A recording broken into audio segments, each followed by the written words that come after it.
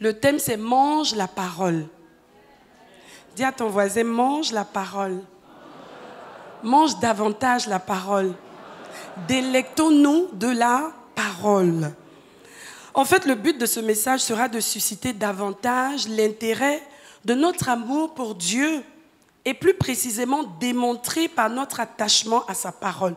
Que notre amour pour Dieu soit visible au travers de la manifestation des paroles qui sortent de sa bouche nous concernant en termes d'instruction, en termes de promesses et en termes de restrictions. Voilà.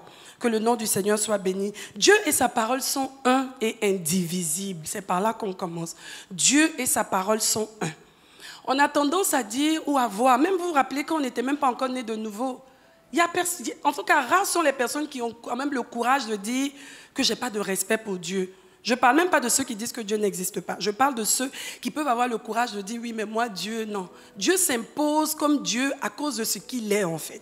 Il est tellement grand, il est tellement puissant, il est tellement suffisant que toute personne devant lui reconnaîtra qu'il est puissant, qu'il est grand et s'inclinera devant lui. Même si la personne ne veut pas l'adorer, mais reconnaîtra au moins qui il est. Il est Dieu. Et ça ne souffre d'aucune contestation. Tout le monde reconnaît que Dieu est bon. Et beaucoup d'entre nous, même avant, on a eu l'habitude de dire oh, « moi j'aime tellement le Seigneur, moi j'aime le Seigneur ». On rencontre des gens, on dit « oh, cette personne-là, elle aime beaucoup le Seigneur ». Mais Dieu ne veut pas qu'on s'arrête à l'aimer en fait. Il veut savoir si quand nous disons que nous l'aimons, nous arrivons à mettre en pratique ce qu'il nous dit. Dans une maison, quand les enfants sont là, quand le père donne une instruction, généralement, si le père dit à 22h, je ne veux plus voir quelqu'un devant la télé. Personne n'est devant la télé à 22h. Si on a du respect pour le père, généralement, c'est quand le père voyage, les enfants peuvent négocier avec la mère. Les mères, attention à nous. Pour que les enfants puissent regarder peut-être en vacances un peu plus. Mais quand le père est là, dès qu'il arrive, souvent même les gens ne sont pas en train de respecter ce qu'il dit, mais quand il arrive, tout le monde se met au pas. Quelqu'un me disait, quand le révérend est présent ici au temple de la foi, ça se sent. Quand il n'est pas là aussi, ça se voit. Je m'arrête là. Que le nom du Seigneur soit béni. Ce n'est pas ça le but. Donc, que chacun d'entre nous réalise en fait que l'autorité de Dieu est incarnée par sa parole. Si tu dis que tu respectes ton Père, tu fais ce que ton Père te demande. Et quand nous disons que nous respectons Dieu, que nous l'aimons, nous voulons faire ce que Dieu aimerait qu'on fasse. Parce qu'on veut être en bon terme avec le Seigneur. Quand tu aimes quelqu'un, tu veux que cette personne puisse te montrer son amour aussi. Or, Dieu nous a déjà montré son amour en nous donnant Jésus, qui nous a donné de naître de nouveau. Et à partir de ce moment, Dieu veut en retour de façon logique que nous puissions nous aussi lui démontrer l'amour que nous avons pour lui, en reconnaissance pour tout ce qu'il a fait pour nous. Et cet amour-là est démontré par nos actions qui sont en conformité avec sa parole. Parce que lui et sa parole sont un.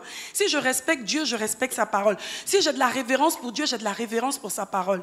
Si je m'humilie devant Dieu, je m'humilie devant sa parole. Exactement. Parce que lui et sa parole sont un et indivisibles. Dis à ton voisin, Dieu et sa parole sont un et indivisibles. Encore. Indivisible. Il n'y a pas à choisir Dieu et puis dire sa parole, on va voir. Non, Dieu et sa parole. Dieu démontré par sa parole. Aimer Dieu démontré par l'amour de sa parole. Aimer Dieu démontré par l'amour et la mise en action de sa parole. Amen. La preuve, Jean 1:1 nous dit, au commencement était la parole était avec Dieu et la parole était Dieu. Donc Dieu et sa parole sont un. Dieu et sa parole sont un. Si j'aime Dieu, j'aime sa parole. Et si j'aime sa parole, je mets ce que sa parole me dit en pratique. Amen. Donc nous devons insister sur le fait que la parole de Dieu incarne l'autorité de Dieu. Et comme sa parole et lui sont un, le traitement que nous accordons à la parole de Dieu est donc le reflet de ce que Dieu représente pour chacun d'entre nous. Le traitement que j'ai par rapport à sa parole, que j'accorde à sa parole, est le reflet donc du traitement que j'ai par rapport à Dieu et de ce que Dieu représente pour moi. Et aussi de la foi et donc de la confiance que j'ai en lui. Si j'ai confiance en quelqu'un, quand la personne me dit de faire quelque chose, je fais ce que la personne me demande parce que je sais que cette personne me veut du bien. Parce que je sais que tout ce que cette personne me demande de faire est fait dans le sens de ma productivité et de mon succès et ma réussite, mon épanouissement. Donc je fais attention à ce que je fais. J'ai confiance en lui. Le tout n'est pas de dire « Oh non Seigneur, je te fais confiance ». Si je te fais confiance, je fais ce que tu me demandes. Quand tu me dis « Va à gauche », je vais à gauche. Si je fais confiance à quelqu'un qui me dit d'aller à gauche et que je vais à droite, je ne lui fais pas confiance. Je lui dis, c'est vrai, tu as dit ça, mais vraiment, sauf de tout mon respect, mais je vais aller de l'autre côté. Et ça, ce n'est pas la confiance en Dieu. Matthieu 4:4, nous devons savoir que nous devons nous nourrir de la parole de Dieu. La Bible dit, et c'est Jésus qui parle, Jésus lui répond, dans les livres saints, on lit, le pain ne suffit pas à faire vivre l'homme. Le pain ne suffit pas à faire vivre l'homme. L'homme spirituel s'entend. Ne peut pas se contenter de manger du pain et penser qu'en mangeant la nourriture, il pourra atteindre les objectifs divins. Pas possible. Celui-ci a besoin aussi de toutes les paroles qui sortent de la bouche de Dieu. Celui-ci a aussi besoin de toutes les paroles qui sortent de la bouche de Dieu. Dieu a des choses à nous dire. Il en a consigné dans sa parole. Il utilise aussi ses oins, ses serviteurs pour annoncer sa parole. Alors, chacun d'entre nous, en premier point, devra se nourrir de la parole. Il est indispensable que nous puissions nous nourrir de la parole. Combien d'entre vous, aujourd'hui, je fais un petit sondage, vous n'avez pas mangé depuis dimanche dernier? Personne. Même ce matin, il y en a qui ont déjà mangé peut-être déjà 2 fois. Ce n'est pas grave, chacun a son rythme de nutrition, il n'y a pas de souci, pourvu que tu ne te crées pas des problèmes après. Donc, il est important de se nourrir. Donc, on ne peut pas dire qu'on mange tous les jours pour entretenir le corps, pour le garder en forme et ne pas entretenir l'esprit et entretenir l'être intérieur, qui est l'homme spirituel à l'intérieur de nous, et prétendre pouvoir grandir et atteindre les objectifs de Dieu. Ce n'est pas possible. Et c'est pour cela que ce message-là vient aujourd'hui. C'est quelque chose que vous avez déjà l'habitude d'entendre, mais il est important que chaque jour, quand on se retrouve dans la présence de Dieu, qu'on puisse se remémorer que la parole est la nourriture de l'enfant de Dieu. La preuve, Josué 1, verset 8 nous dit quoi? Josué 1, verset 8. Répète sans cesse les enseignements du livre de la loi. Redis-les dans ton cœur jour et nuit. Mais comment est-ce que cela est possible? Garde ça s'il te plaît. Comment est-ce qu'il est possible de répéter sans cesse les enseignements du livre de la loi et de les redire dans son cœur jour et nuit si on ne les connaît pas? Si on ne les a pas, si on est vide à l'intérieur, comment est-ce qu'on peut les répéter sans cesse? Répéter sans cesse les enseignements du livre, c'est face à toutes les situations se rappeler et se dire à soi-même jusqu'à ce que cela devienne un style de vie. C'est-à-dire que cela soit imprimé dans notre esprit au point où dès que nous nous levons, quand nous agissons, c'est la parole qui se manifeste. Ainsi, deuxième aspect, tu t'efforceras d'obéir à tout ce qui est écrit. En fait, c'est vrai. Si quelqu'un passe son temps, quand vous voyez les rabbins en Israël, dans leur session d'études, je me suis demandé, mais pourquoi ils sont tout le temps comme ça? Vous avez déjà vu ça? Ils sont comme ça. En fait, ils ne font que répéter, ils répètent, parce que cet exercice-là finit, en fait, à la longue, tu finis par obliger ton esprit à accepter, à adhérer, en fait. Il est démontré, je crois, par les experts en informatique et des réseaux sociaux et des nouvelles technologies, qu'une fois que les gens sur Internet sont bombardés au moins 7 à 8 fois par une même information, ils finissent par adhérer en fait. C'est-à-dire leur esprit finit par s'arrêter et essayer de comprendre et peut-être même à adhérer. Il est important donc que chacun d'entre nous puisse s'efforcer d'obéir à ce qui est écrit. Et pour s'efforcer d'obéir, il faut être constamment en contact avec cette parole, recevoir d'elle. Parfois, elle vient, l'esprit, l'âme rejette. Mais quand elle va venir au fur et à mesure, au bout d'un moment, elle va finir par trouver une porte et elle va entrer. De cette façon, tu mèneras tes projets avec succès et ils réussiront. De cette façon. Ça, c'est des versets clés. Partout, vous voyez, quand tu fais telle chose, ce sont des versets qu'il faut noter en rouge dans vos Bibles. Parce que ce sont des versets qui sont des clés, en fait. Tout le monde veut réussir, n'est-ce pas? Tout le monde veut mener ses projets avec succès. Tout le monde veut s'en sortir. Tout le monde veut faire ce que... En tout cas, repartir au ciel, que Dieu nous dise, bon et fidèle serviteur, entre dans la paix de ton maître et dans la joie de ton maître. C'est ce que tout le monde souhaite. Mais pour y arriver, justement, il faut que nous puissions être en contact continu avec sa parole. Et ça passe par quoi? Par la lecture de la parole. Première chose, il faut que je lise, il faut que je prenne contact avec la parole, il faut que je puisse méditer la parole. Méditer la parole, on l'a vu, ce n'est pas juste s'asseoir, lire la parole, réfléchir 2 minutes et partir, non. C'est de lire la parole et de dire au Saint-Esprit, amplifie cette parole. Tout au long de ma journée, échangeons sur cette parole. Je te poserai des questions et puis tu m'éclaireras. Ou toi-même, souvent le Saint-Esprit même te pose des questions pour scruter, pour t'emmener à susciter de l'intérêt en fait, pour que tu puisses continuer à scruter avec lui, pour arriver jusqu'à la révélation totale d'un verset. Donc la méditation, c'est ça. C'est cette capacité à ressasser la parole, à revenir dessus, pas juste un rituel. Le matin, j'ai lu la parole et qu'à 16h, on me demande, tu dis oui, effectivement, j'ai médité. Oui, tu as médité sur quoi? Qu'on ne soit même pas à même de donner la référence. Alors que toutes les informations qu'on a reçues en journée, sur Internet et tout ça, le soir, on peut faire tout un résumé à notre conjoint ou à la maison. Ce n'est pas normal. Cette parole-là doit rester gravée. Et si c'est un exercice qui est fait quotidiennement dans la dynamique de l'esprit, c'est sûr qu'on va prendre de l'embonpoint. Le révérend disait donc dans ce message en question d'il y a 2 semaines, le carburant de notre moteur physique est la nourriture et le carburant de notre moteur spirituel est la parole de Dieu.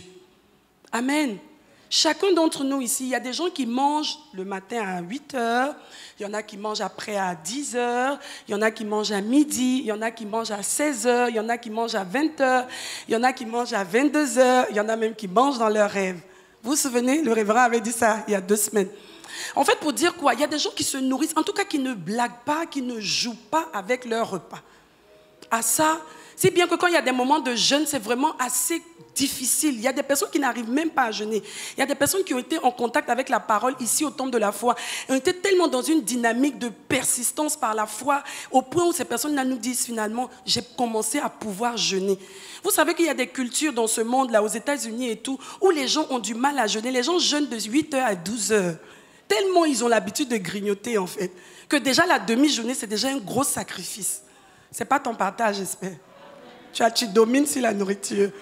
C'est ça. Donc, chacun d'entre nous doit réaliser que ce carburant-là, c'est ce qui donne à notre esprit, à notre homme spirituel de pouvoir grandir. Si nous mangeons autant, quand je dis autant, ce n'est pas péjoratif. Je veux dire, si on mange autant de fois par jour et qu'on ne peut pas manger une seule fois par jour la nourriture spirituelle, vous voyez qu'il y a problème. Notre esprit ne va pas croître, il ne va pas grandir. Parce qu'il faut qu'on se nourrisse pour être... La dernière fois, le révérend avait pris l'exemple du frère et il disait qu'à l'intérieur de lui, il y avait le manioc, il y avait le foutou banane, il y avait toutes sortes de repas. Et c'est vrai, nous sommes ce que nous sommes aujourd'hui parce que nous nous sommes nourris des années durant, en fait, pour recevoir chaque fois la force, les protéines, tout ce qu'il faut pour que nous puissions être ce que nous sommes aujourd'hui. Mais qu'est-ce que Dieu voit quand il nous regarde spirituellement? Est-ce qu'il voit des amaigris? Est-ce qu'il voit des affamés? Est-ce qu'il voit des gens qui ont le kwashiorkor spirituel?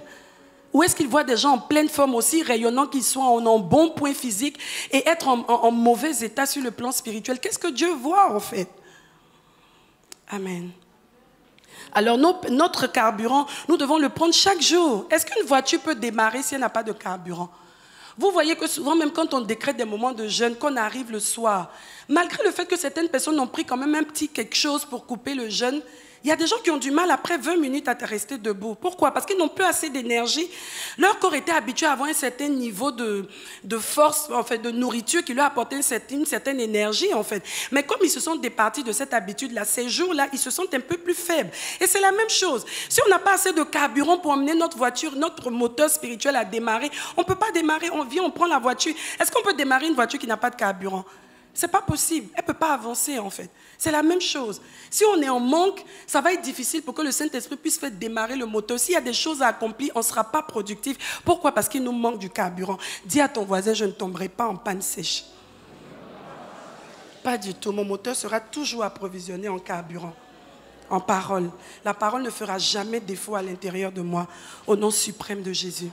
Amen. Donc nos performances sont liées à notre capacité à laisser la parole infuser notre homme intérieur. Infuser, j'aime trop cette expression. Infuser. Vous avez déjà vu les infusions?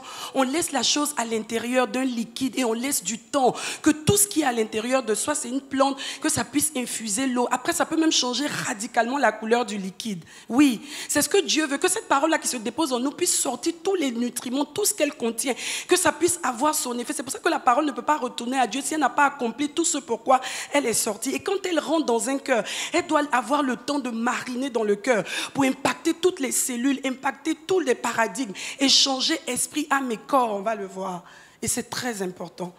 Alors chacun d'entre nous doit faire attention, tout comme la nourriture dans le physique, que nous veillons à ce que notre nourriture spirituelle soit toujours au top, présente, et que nous allions toujours à la quête, à la quête, à la quête. Alors le deuxième point, c'est une quête continue, comme il en est de la nourriture quotidienne.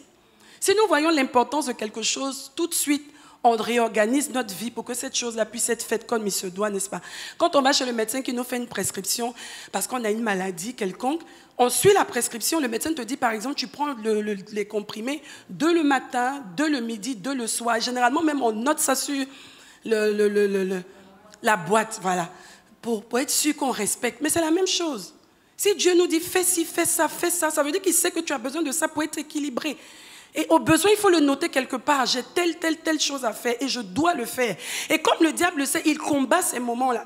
C'est au moment où on veut prendre la Bible qu'on a sommeil. C'est au moment où on veut lire la parole ou réécouter un message que ça devient compliqué. On a commencé une conversation sur WhatsApp qu'il faut terminer. Non. On doit être discipliné. De la même manière qu'on est discipliné pour les instructions médicales. Je ne sais pas s'il y a un endroit où l'homme est autant discipliné. Les gens portent même, ils prennent la dose du midi dans le sac, ils sont avec ça. Parce qu'à 16h, il faut que même le téléphone donne l'alerte pour dire, bon là c'est le 3e médicament à prendre. Mais est-ce qu'on fait la même chose par rapport au Seigneur? Alors que lui, ce qu'il nous donne, c'est le médicament par excellence. Amen. Le dimanche donc seul ne suffira jamais, jamais.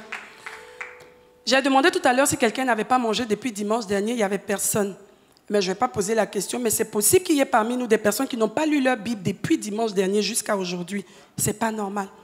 Ça ne peut pas suffire, pas du tout. Tu vas te rendre malade en fait, tu ne pourras pas être efficace. Pas possible et on le verra. Parce qu'il y a un apport que la parole dispose et fait dans la vie d'un être humain. À la dimension spirituelle, c'est juste incroyable. La Bible dit quoi? Dans Colossiens 3, verset 1. C'est avec le Christ que vous avez été réveillés de la mort.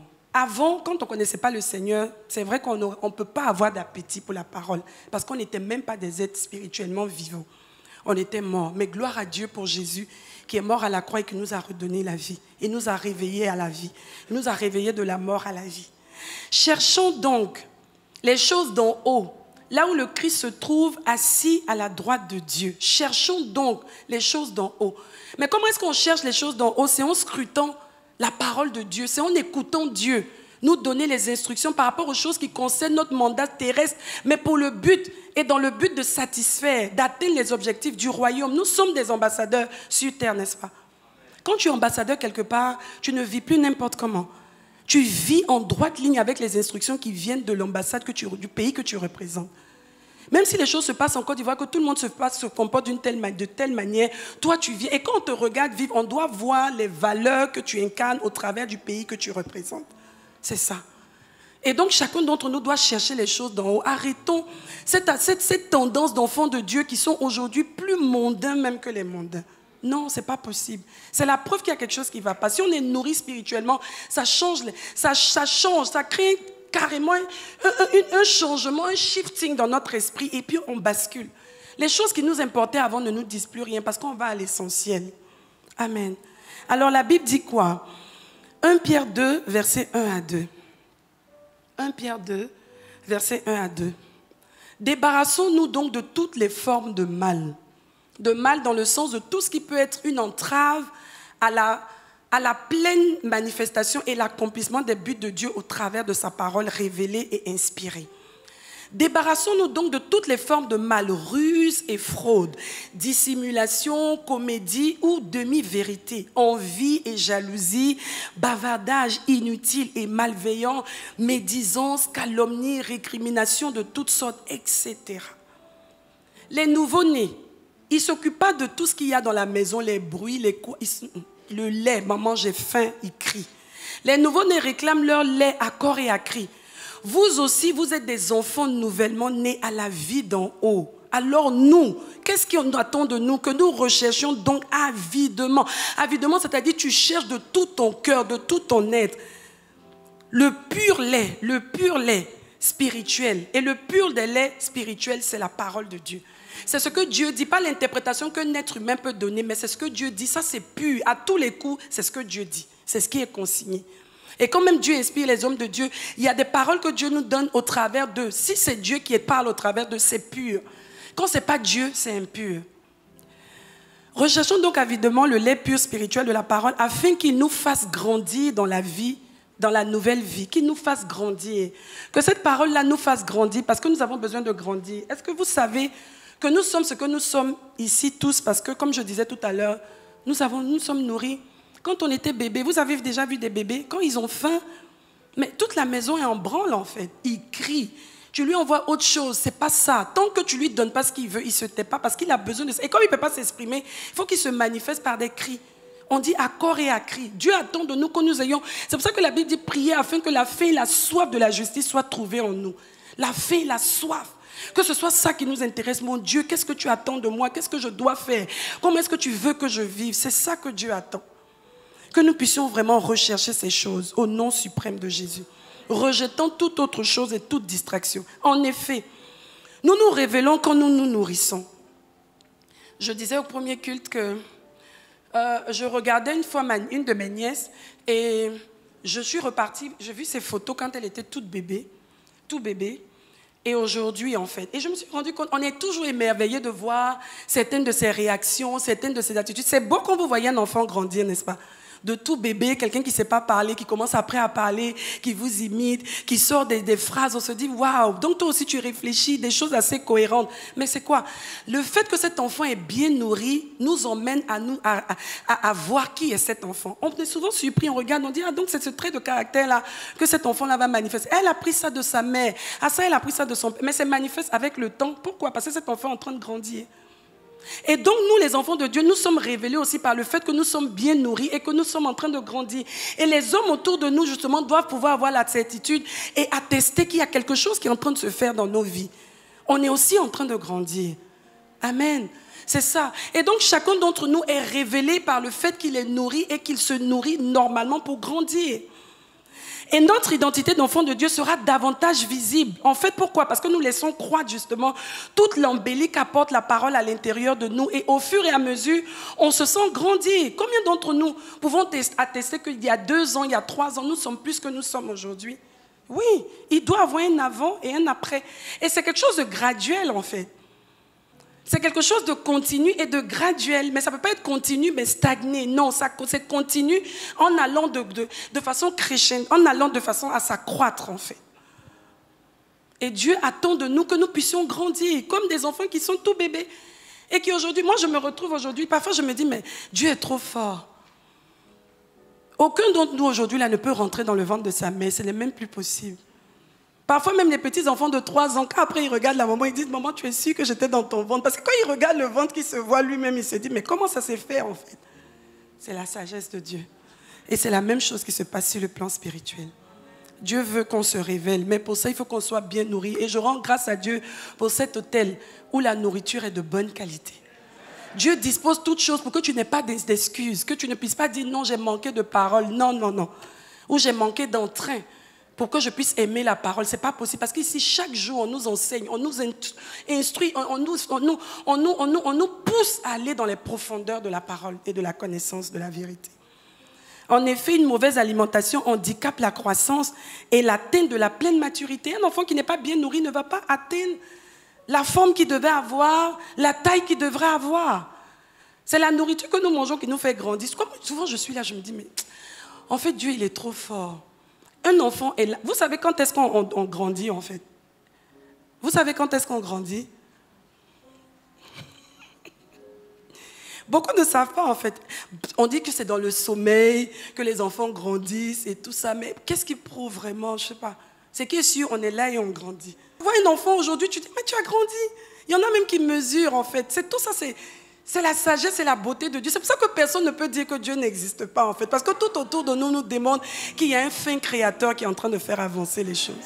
Sublime architecte. Personne ne peut se comparer à lui. La mère donc a la responsabilité de donner le lait et même la nourriture jusqu'à un certain âge. Mais après, le fils lui-même doit chercher sa nourriture. Oui, le révérend l'a dit. Il a dit le lait est donné par la mère. Et la nourriture est trouvée par le Fils. Dixit Raoul Wafo sur ce message justement d'il y a 2 semaines. Parce que c'est vrai, au début de notre conversion, Dieu va créer les circonstances pour qu'il y ait toujours des personnes autour de nous pour nous apporter à la nourriture. Même si nous-mêmes on n'arrive pas à comprendre la parole, Dieu va susciter des personnes pour nous aider. Mais à un certain moment, il faut qu'on puisse avoir le sevrage. Quand je dis sevrage, ce n'est pas une indépendance par rapport à Dieu.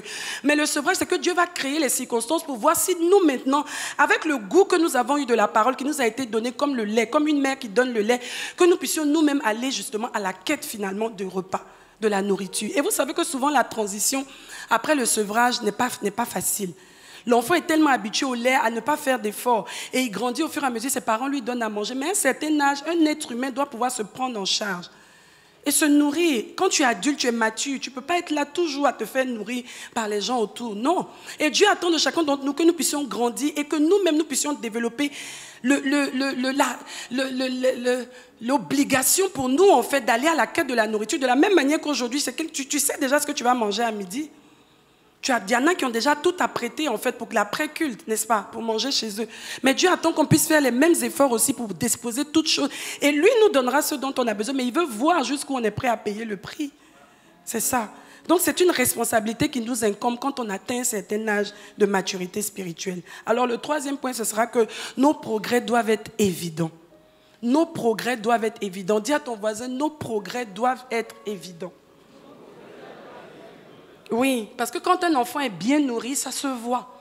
Alors si nous sommes bien nourris, que nous avons une bonne communion, une bonne lecture, méditation, réécoute de la parole, nous devons être visibles.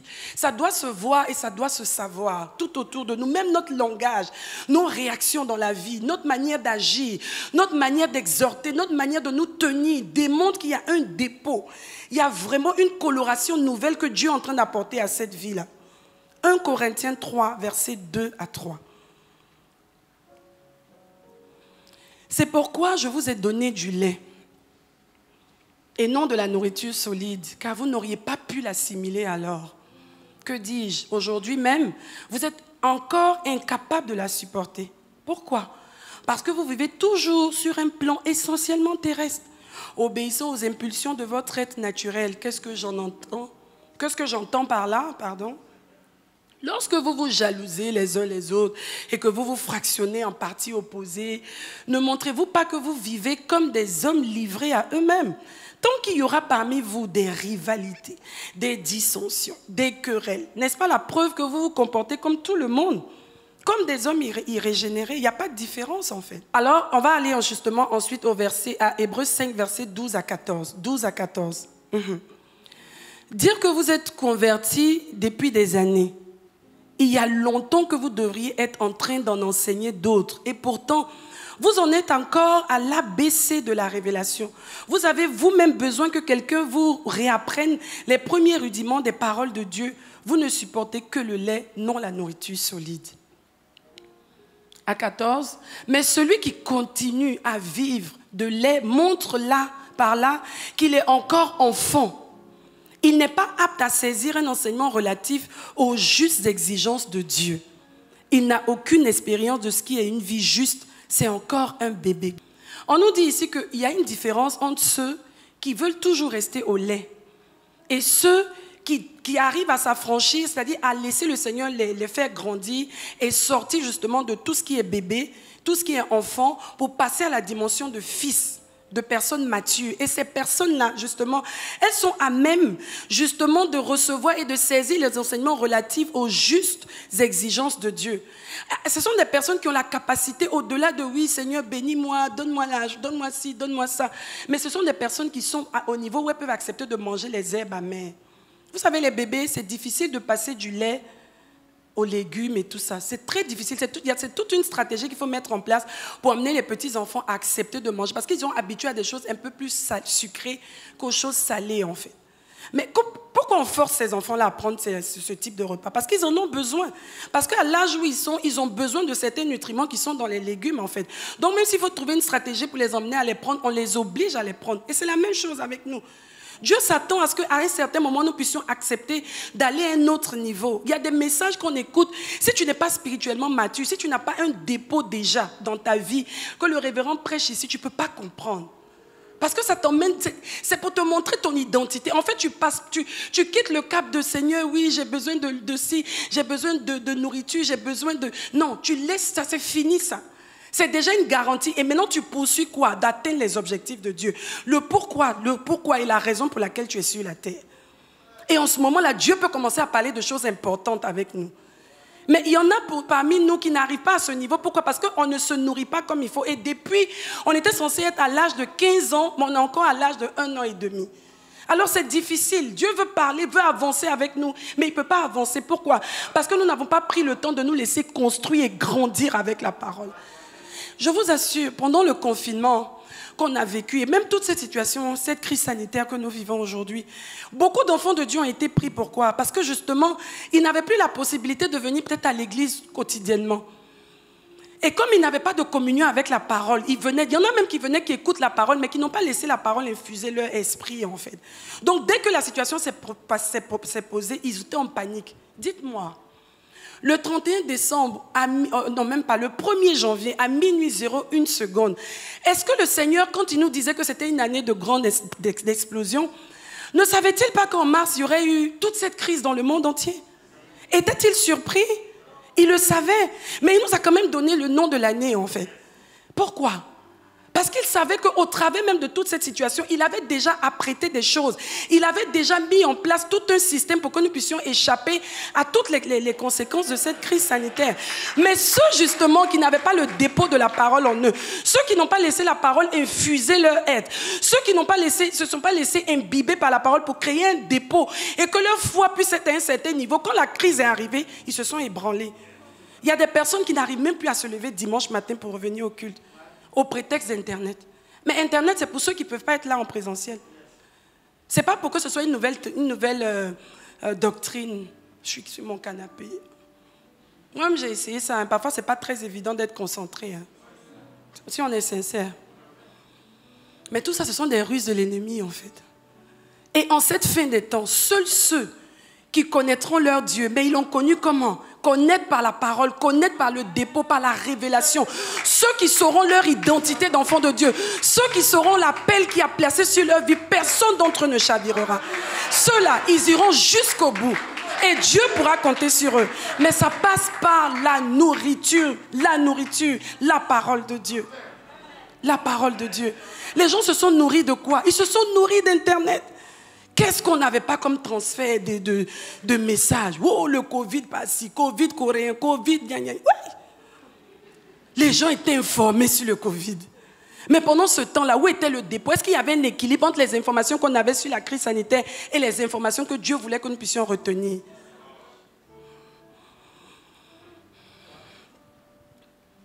Dieu, il est grand. Hein? Il n'est surpris par rien du tout. Rien du tout. Rien. Et c'est même dans les moments difficiles. Cette année, il y a des gens qui sont en train d'avoir des témoignages que personne même n'avait imaginé. Cette année-là, où on dit que tout est compliqué, il y en a qui sont en train de vivre des choses exceptionnelles. Parce que c'est dans ces temps-là que Dieu doit faire la distinction entre ceux qui ont pris le temps de laisser la parole travailler en eux et ceux qui ont joué avec la parole. Quatrième point, les effets de la parole. Hébreux 4, verset 12. Car la parole de Dieu est pleine de vie et de puissance. Oh, j'aime la parole. Vous vous souvenez, vous savez que pendant le jeûne, on a souvent l'habitude de repartir. Tu peux me garder ça, s'il te plaît? De nous montrer les messages d'avant. Ça fait drôle parfois de se revoir avec une tête un peu... Tu dis, pourtant à l'époque, là, je me disais que j'étais dangereusement belle, en fait.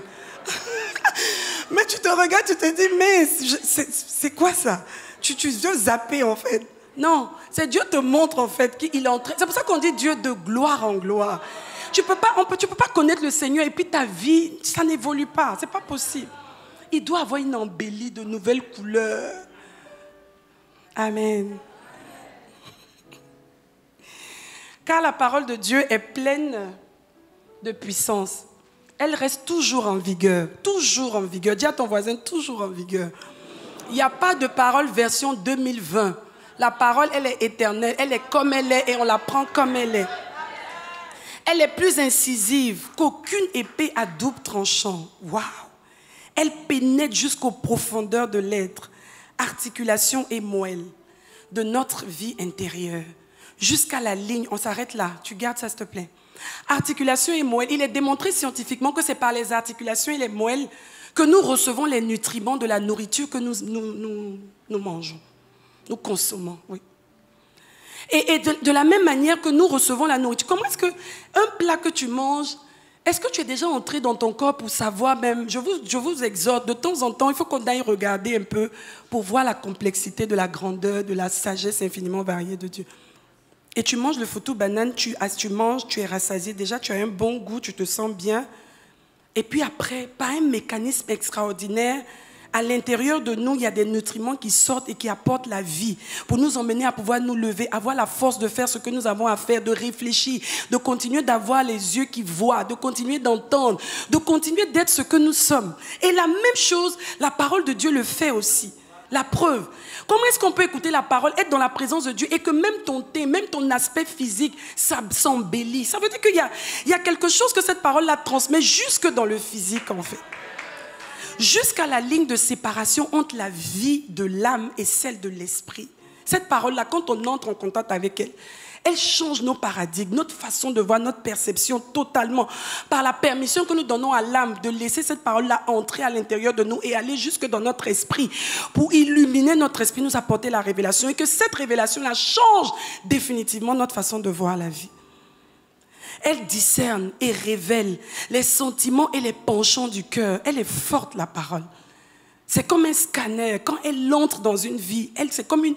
Elle voit tout ce qui était caché. Et elle peut même nous révéler des choses que nous ne savions même, dont nous n'étions même pas conscients. Ça vous est déjà arrivé de faire des choses et de vous dire, mais je ne pouvais jamais imaginer que je pouvais en arriver là. Si. Il y a des choses en nous qu'on ne sait même pas, mais gloire à Dieu pour le Saint-Esprit et gloire à Dieu pour la parole qui vient pour nous aider, souvent même avant que nous puissions le voir manifeste, pour régler la situation et extirper justement ce mal à l'intérieur de nous. Elle juge les sentiments et les intentions les plus secrètes. Alors si elle est capable de juger les sentiments les plus secrets, il faut qu'elle aille justement jusque-là pour pouvoir juger et condamner tout ce qui n'est pas de Dieu et ne laisser prévaloir que tout ce qui est de Dieu. Même dans le secret le plus profond de nous, que lorsqu'on va fouiller, qu'on puisse trouver encore et encore la lumière. Amen. Mais c'est un processus. C'est un processus, mais il faut laisser la parole. C'est comme quelque chose qui vient te lessiver, te laver, jusqu'à t'épurer de tout ce qui est impureté, permettez-moi. C'est ça. La parole de Dieu, elle est extraordinaire. L'illustration donc de la parole que le révérend a donnée, je l'ai écrit comme suit. C'est le fait que justement cette parole-là, nous lui donnons la permission dans notre intelligence, donc dans l'âme. Elle entre dans notre esprit et elle crée l'illumination. Donc, elle nous permet d'une certaine clairvoyance. Pendant que les autres voient du vert, Dieu nous permet de voir au travers du vert qu'il y a du rouge, comme il avait annoncé. Elle nous donne de discerner dans l'esprit. Et ensuite, elle greffe la sagesse de Dieu dans notre âme pour un changement de perception de vie, de tout au tout. Voir comme Dieu. Réfléchir comme Dieu, penser comme Dieu et agir comme Dieu. Et elle s'infiltre ensuite dans le corps et agit comme un supplément alimentaire divin pour le corps. J'ai trop aimé ça. Vous connaissez les suppléments nutritifs, non? Les suppléments alimentaires, il y en existe plein maintenant. Pourquoi? Parce que les gens se sont rendus compte que la nourriture que nous mangeons ne peut pas toujours avoir la prétention d'apporter tous les éléments dont nous avons besoin pour un équilibre fonctionnel de notre organisme. Je vais dire ça comme ça. Alors, les suppléments alimentaires nous sont donnés pour pouvoir équilibrer là où il y a un manque, en fait. D'accord? Alors, la parole de Dieu, elle vient aussi comme un supplément dans nos vies pour apporter tout ce qu'il faut pour qu'il y ait un équilibre au niveau de tous les nutriments dont nous avons besoin. Et cette parole-là, quand elle est en nous, je vous assure, à force d'être remplie de la parole, même la maladie ne peut plus se tenir. Les cellules malades, vous voyez, je dis, quand vous voyez quelqu'un qui est rempli de la parole, en tout cas qui a un amour et une soif de la parole et qui se nourrit de la parole, même sa vie physiquement, vous n'allez pas la trouver tout le temps. Il y a des personnes qui sont tout le temps malades. J'ai telle chose aujourd'hui. Non, ce n'est pas normal. Il faut checker. La puissance de la parole à l'intérieur de nous. C'est vrai qu'en passant, peut-être, on n'a pas fait attention, une maladie est entrée, mais elle va repartir vite fait. Vite fait. Depuis qu'on est ici, comme le révérend le dit souvent, je rends grâce à Dieu. Je dis même dans ma maison, je dis même toutes les personnes qui vivent dans ma maison. Dire qu'un jour on s'est retrouvé à aller hospitaliser quelqu'un pendant combien de jours, je rends grâce à Dieu.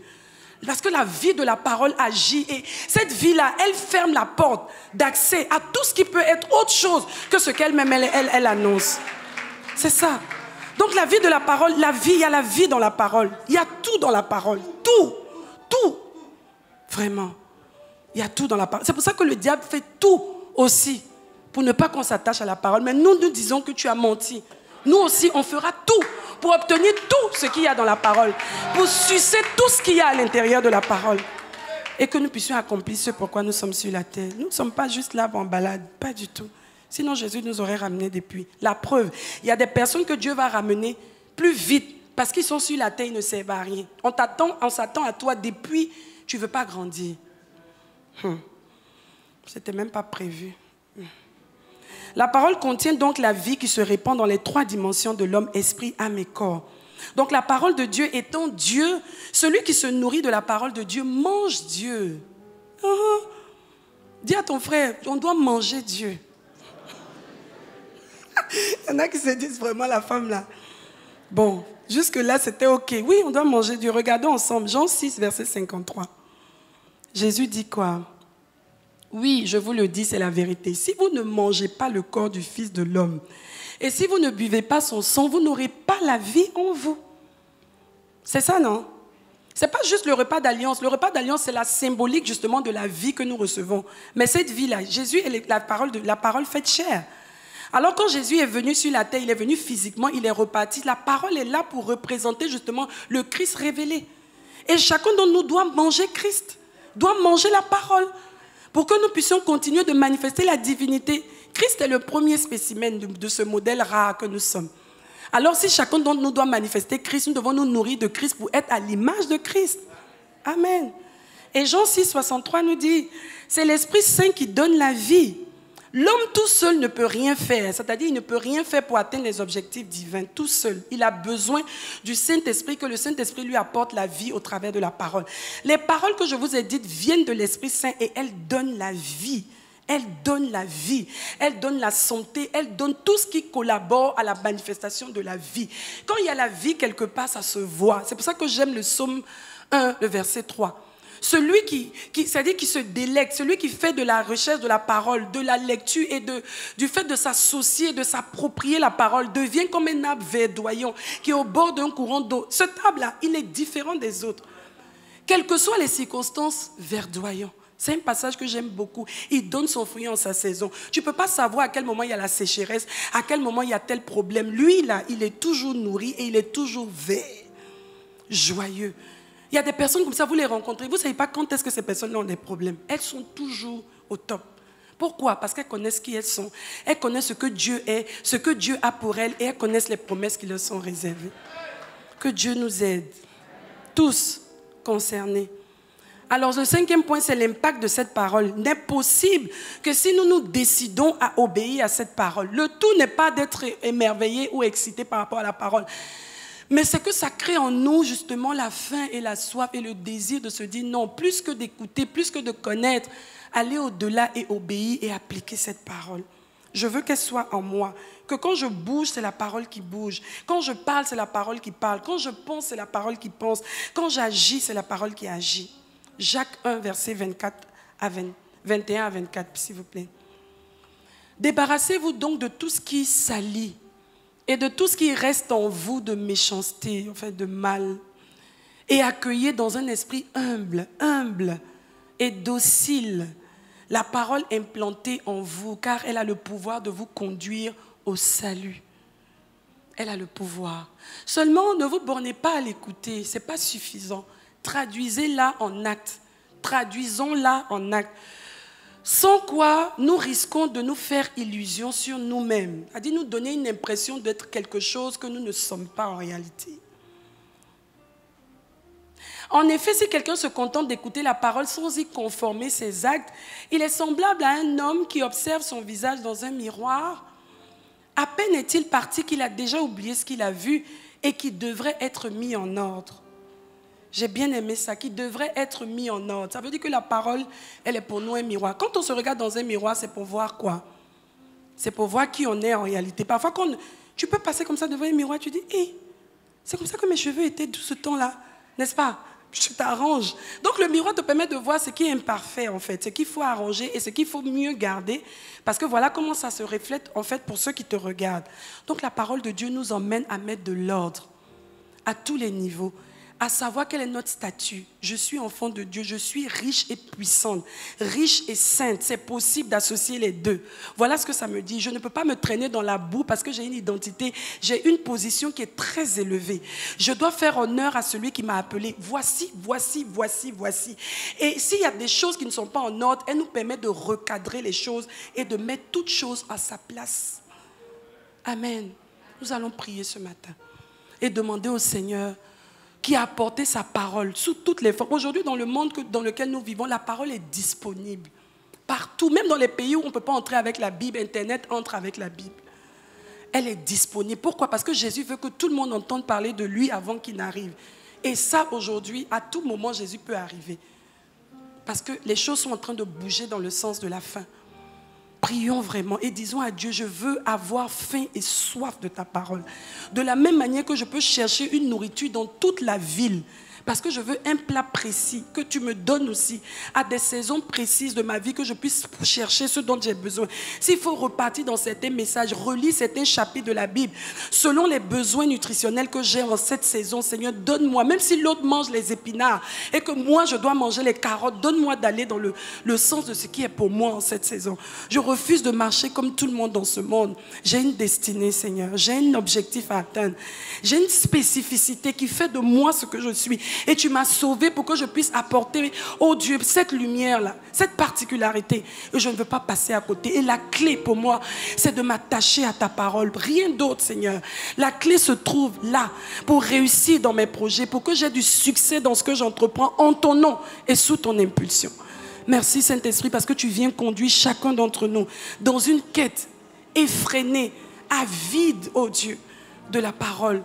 De la vraie parole solide, oh Dieu, pour ceux qui sont déjà à l'étape de la parole solide et même le lait pour ceux qui viennent de naître dans le royaume. Au nom suprême de Jésus. Béni sois-tu, Seigneur. Merci, Saint-Esprit, d'amplifier cette parole dans nos cœurs davantage au nom de Jésus. Amen. Amen.